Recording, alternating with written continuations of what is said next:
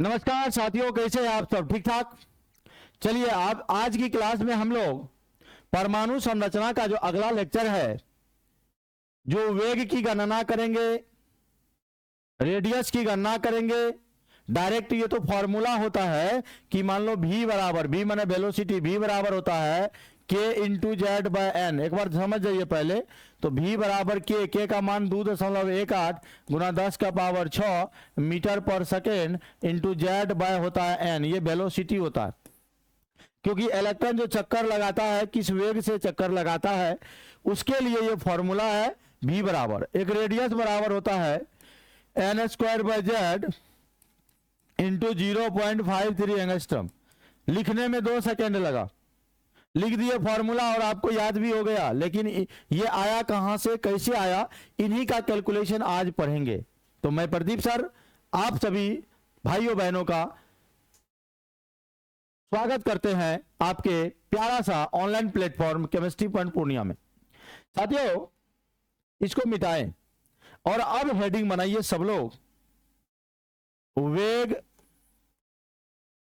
एवं त्रिज्या की गणना। वेग एवं त्रिज्या की गणना। थोड़ा आपको लग रहा है ये कैलकुलेशन थोड़ा सा हार्ड लगेगा, लेकिन एक दो बार करिएगा तो याद हो जाएगा। और वैसे भी एग्जाम में पूछेगा नहीं, लेकिन आया कहां से मैं ये आपको बता दे रहा हूं। ये आया कहां से ये बता रहा हूं। इंग्लिश में बोलेंगे calculation of velocity and radius. Velocity and radius. सीधा सा आप ये जानो, परमाणु जो होते हैं, परमाणु के बीच में सेंटर में आपका, इसको नाभिक कहलाते हैं, प्लस चार्ज होता है और इसके चारों ओर ये सर्कुलर पाथ है, इसको हम लोग बोलते हैं कक्षा यानी ऑर्बिट। और यहां एक इलेक्ट्रॉन है और इस इलेक्ट्रॉन का जो है, ध्यान दीजिएगा, इस इलेक्ट्रॉन का मास को हम लोग m मानते हैं और ये इलेक्ट्रॉन v वेलोसिटी से ये चक्कर लगा रहा है। देखो इस तरह से चक्कर लगा रहा। ये जो नाभिकीय चार्ज होता है, नाभिकीय चार्ज का फॉर्मूला होता है प्लस जेड। अब यहां पर ये प्लस है, ये माइनस है, तो आपको पता होगा कि प्लस प्लस में रिपल्सन होता है।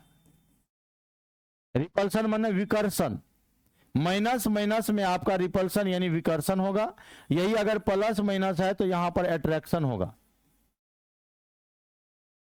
और यही अगर माइनस प्लस है तो भी आपका अट्रैक्शन होगा। यानी समान आवेश में समान चार्ज रहेगा तो रिपल्सन होगा। जैसे लड़का लड़का में उतना ज्यादा दोस्ती नहीं होता, होता है तो बहुत गहरा होता है, लेकिन उसी के जगह पे लड़की होता है तो दोनों अलग है तो तुरंत एकदम आकर्षण हो जाता है, अट्रैक्शन हो जाता है। यानी विपरीत आवेश में अट्रैक्शन होगा, समान आवेश में रिपल्सन होगा। समझ रहे हैं? चलिए आगे बढ़ते हैं। अब ये क्या करेगा, ये इसको अपनी ओर खींचेगा और ये इलेक्ट्रॉन जो ये घूम रहा है सर्कुलर पाथ पर, तो इनके कारण इधर भी फोर्स लगेगा। एक फोर्स का नाम होगा Fe इलेक्ट्रोस्टैटिक फोर्स, एक का नाम होगा सेंट्रीपिटल फोर्स Fc। ये दोनों एक दूसरे को क्या करता है, संतुलित करता है, बैलेंस करता है। यानी ये जो Fe है बराबर होता है Fc। ये होता है इलेक्ट्रोस्टैटिक फोर्स, इलेक्ट्रोस्टैटिक फोर्स, और ये है सेंट्रीपिटल फोर्स। ये दोनों एक दूसरे को क्या करता है, बैलेंस करता। आइए, फिजिक्स में एक कॉन्सेप्ट है, ध्यान दीजिए। क्या, एक हमारा मान लो यहां चार्ज है Q1 प्लस है और यहां एक चार्ज है माइनस, इसका नाम है Q2। दोनों के बीच का दूरी है r। तो यहां पर बल कितना काम लगता है, F इक्वल टू होता है K Q1 Q2 bye R square. यानी पहला चार्ज गुना दूसरा चार्ज बटे दोनों के बीच का डिस्टेंस का स्क्वायर होता है ये। अब हम लोग क्या करेंगे, इसको पकड़ेंगे, यहां से पकड़िए, बढ़िया से पकड़ के यहां ले आए। तो जब यहां पकड़ के लाएंगे तो एक का हमारा प्लस जेड है, एक हमारा E है, दोनों के बीच का डिस्टेंस R है, तो यहां फोर्स लगेगा Fe के Q1 माने पहला चार्ज क्या, Ze, दूसरा चार्ज क्या होगा ई बटे दोनों के बीच का डिस्टेंस आर है तो आर, क्योंकि यहां से यहां तक ये त्रिज्या है हमारा आर है, तो एफ ई बराबर हो जाएगा के जेड ई स्क्वायर बटे आर। ये बात को आप भूलिएगा नहीं, एफ ई बराबर क्या हो गया के जेड ई स्क्वायर बटे आर। अब एफ सी देखो, ये कोई हमारा सर्कुलर पाथ है, यहाँ सेंटर है, यहाँ से रेडियस है, यहाँ कोई द्रव्यमान m है, वेलोसिटी v है, तो यहाँ पर जो एफ सी लगता है वो होता एम बी स्क्वायर बटे आर। दो फॉर्मूला को आप याद रखिएगा और इन दोनों फॉर्मूला को हम लोग क्या करेंगे, बैलेंस कर देंगे बराबर।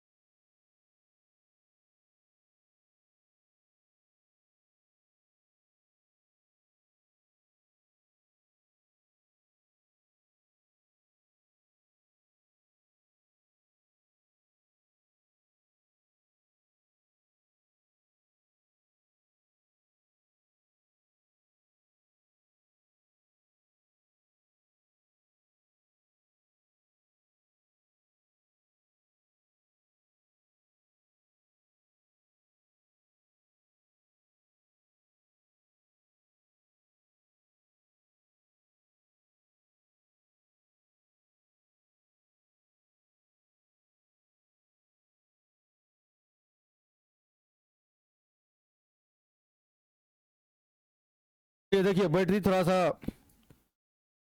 लगातार क्लास लेते रहते हैं, पता नहीं चलता बैटरी का, कोई बात नहीं है, आवाज नहीं जा रही थी, अब फिर से मैं आपको बता दूं। ये दोनों को हम लोगों ने बराबर कर दिया, एफ सी का मान हो गया एम बी स्क्वायर बटे आर और एफ ई का मान हो गया, दोनों को हमने बराबर कर दिया एफ ई और एफ सी को नील्स बोर के स्टेटमेंट के अकॉर्डिंग। अब यहां पर एफ ई और एफ सी का मान रख दिए, एफ ई का मान रख दिए के जेड ई स्क्वायर बटे आर स्क्वायर, एफ सी का मान रख दिए एम बी स्क्वायर बटे आर और के बराबर ये हुआ। अब इसको के का मान यहां रख दीजिए तो हो जाएगा 1/4 पाई epsilon not into Z E square बटे आर स्क्वायर बराबर यहां पर रखिए एम बी स्क्वायर बटे आर। जो कटने वाला है उसको हम कटा देंगे, आर आर कैंसिल, तो हमारा क्या हो रहा है जेड ई स्क्वायर बटे 4 पाई एप्सिलॉन नॉट आर बराबर एम बी स्क्वायर। ठीक है, हो गया ये। अब यहां से हम आर का मान निकालेंगे, क्या निकालेंगे, आर बराबर, देखो भैया इसको क्रॉस मल्टीप्लिकेशन कर देंगे, 4 pi epsilon naught M B square R बराबर जेड ई स्क्वायर। यहां से हमको आर का मान निकालना है, आर बराबर देखो क्या होगा जेड ई स्क्वायर बटे 4 pi epsilon naught M B square. इसको मान लेंगे इक्वेशन 1। ये हमारा समीकरण 1 हुआ साथियों। कितना समीकरण, समीकरण 1 हुआ। अब यहां पर क्या करो, याद करो Niels Bohr, from Niels Bohr statement. Niels Bohr का एक स्टेटमेंट है, एक कथन है कि M B R angular momentum का फॉर्मूला है, कोणीय संवेग का फॉर्मूला है एम बी आर बराबर एन एच बाय 2 पाई। तो v बराबर क्या होगा N H by 2 pi M B, इधर m और इधर r, M R. V square बराबर होगा n, इसका स्क्वायर कर देंगे N H by 2 pi M are का स्क्वायर कर देंगे, तो देखो क्या हो जाएगा n का स्क्वायर n स्क्वायर, h का स्क्वायर h स्क्वायर बटे 2 का square 4 pi square m square और r स्क्वायर। इसको मान देंगे समीकरण 2। अब इस v स्क्वायर का मान समीकरण 1 में रख दो, v स्क्वायर का मान समीकरण 1 में रखोगे तो r का मान आएगा। देखिए कैसे, समीकरण 1 आपका ये है जेड ई स्क्वायर बटे 4 pi epsilon naught M B square, R बराबर ये है जेड ई स्क्वायर बटे 4 pi epsilon naught M B square. अब भी का मान यहाँ रख दीजिए, आर बराबर लिखिए जेड ई स्क्वायर बटे 4 पाई एप्सिलॉन नॉट एम भी स्क्वायर का ये सारा मान रखेंगे, ये वाला एन स्क्वायर एच स्क्वायर बटे 4 pi square M square R square, N square H square बटे 4 pi square M square R square. अब इसको उल्टा देंगे तो आर बराबर तो ऐसा लिख सकते हैं ना, देखिए क्या जेड ई स्क्वायर ये रहने दिए जेड ई स्क्वायर बटे 4 पाई एप्सिलॉन नॉट एम, और इसको गुना कर दिए उल्टा दिए 4 pi square M square R square बटे नीचा में एन स्क्वायर एच स्क्वायर। अब जो कटने वाला है कटा दो, 4 4 कट गया, पाई एगो पाई कट गया, एम एगो एम कट गया, एगो आर कट गया, कुछ नहीं बचा, यहाँ 1 बचा, जेड ई स्क्वायर बचा, पाई बचा, एम बचा, आर बचा बटे नीचा में एन स्क्वायर बचा, एच स्क्वायर बचा। 1 बटे 1 इसको लिख सकते हैं, कोना कोनी इसको गुना कर दो, क्रॉस मल्टीप्लिकेशन कर दो, तो आपका क्या आएगा Z E square pi M R बराबर N square H square. R बराबर देखो, इसीलिए आर बराबर इधर ये गुना में इधर रहेगा भागा में एन स्क्वायर एच स्क्वायर बटा हो जाएगा Z E square pi M. अब यहां पर करेंगे variable separable, variable separable. Variable separable का मतलब जिसका मान बदलने वाला है उसको एक तरफ, जिसका मान नहीं बदलेगा उसको एक तरफ। ध्यान से समझना, जिसका मान बदलेगा उसको एक तरफ, जिसका मान नहीं बदलेगा उसको एक तरफ।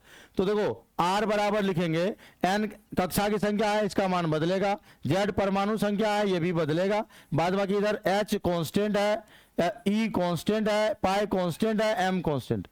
इन सभी का मान रखने पर हमको इसके बदले में आता है 0.53 एंगस्ट्रम। तो यहां लिख देंगे R बराबर 529 होता है, 53 मान लिए, तो हो गया एन स्क्वायर बाय जेड गुना 0.53 एंगस्ट्रम। यही आर का फॉर्मूला है जो अभी हम कुछ देर पहले आपको बताए थे।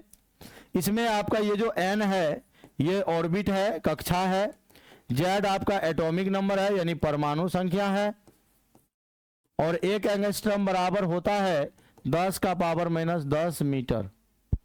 ये रेडियस का फॉर्मूला हम लोग कैलकुलेट कर लिए, कैसे किए फिर से एक बार इस प्रोसेस को जानते हैं। हम दोनों का मान बराबर करके यहां रख दिए, कैलकुलेशन करते गए, क्रॉस मल्टीप्लिकेशन किया, एम बी आर बराबर एन एच बाई 2 पाई किया, इन यहां पर बी स्क्वायर का मान निकाल के यहां पर रख दिया, हो गया। समझ गए? अब यहां पर क्या करो, आर का मान जो आया आपका बी स्क्वायर बराबर, अब भी बराबर निकालना है ना, बोलो भाई बी बराबर निकालना है, कहा गया। अब यहां पर आर का मान निकालना जो है ये वाला, ये इसका मान यहां पर रख देंगे तो बी स्क्वायर का बी का मान आ जाएगा। रख दें?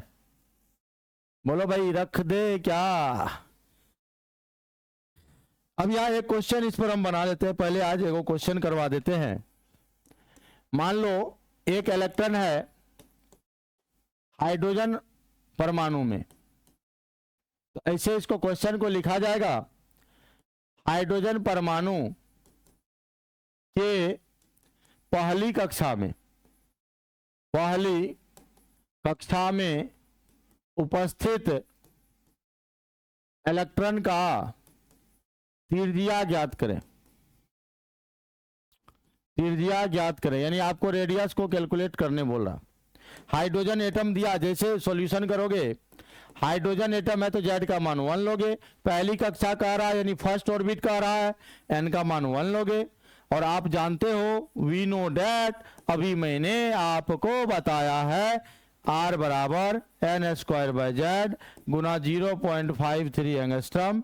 तो एन का मान ले लेंगे 1 तो 1 का स्क्वायर, जेड का भी मान 1 गुना हो जाएगा 0.53 एंगस्ट्रम, तो हो जाएगा यही आंसर 0.53 एंगस्ट्रम। कैसे? 1 का स्क्वायर 1 होगा, 1 बटे 1 1 को इतना गुना करेंगे तो यही आंसर हो जाएगा। तो बस कुछ नहीं, जेड आपको दिया रहेगा और एन दिया रहेगा, बस कैलकुलेट कर लेना है। अगले क्लास में हम आपको वेलोसिटी की गणना बताएंगे, रेडियस की गणना को एक बार आप रिवाइज करिएगा अच्छे से, और अगर समझ में नहीं आया होगा तो फिर से मैं आपको बताने का प्रयास करूंगा। ठीक है, तो आज के लिए इतना ही। जय हिंद, बाय बाय।